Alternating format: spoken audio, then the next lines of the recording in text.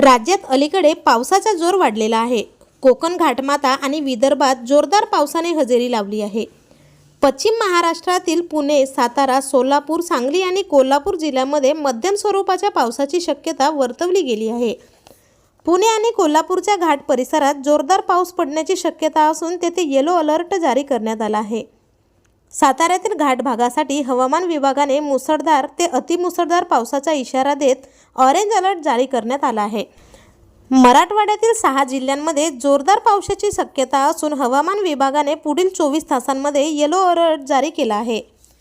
जालना, छत्रपती संभाजीनगर, बीड, परभणी, हिंगोली आणि नांदेड या जिल्ह्यांमध्ये विजांच्या कडकडाटासह जोरदार वारे आणि पावसाची शक्यता आहे। परभणी आणि नांदेडच्या काही भागात मुसळधार पावसाचा अनुभव येण्याची दाट शक्यता आहे। विदर्भात पावसाचा जोर कायम राहण्याची शक्यता व्यक्त करण्यात आली आहे। अमरावती, वाशिम, यवतमाळ, नागपूर, भंडारा, गोंदिया, गडचिरोली आणि चंद्रपूर या 8 जिल्ह्यांसाठी हवामान विभागाने ऑरेंज अलर्ट घोषित केला आहे। अकोला जिल्ह्यासाठी मात्र येलो अलर्ट जारी करण्यात आलेला आहे। दरम्यान 8 जुलै रोजी राज्यातील 25 जिल्ह्यांमध्ये जोरदार पावसाची शक्यता वर्तवली गेली आहे, तर विदर्भात पावसाचा जोर अधिक असणार आहे। पुढील 3 दिवस पावसाचा प्रभाव कायम राहण्याचा अंदाज आहे, त्यामुळे नागरिकांनी सतर्क राहावे आणि शक्य असेल तरच घराबाहेर पडावे।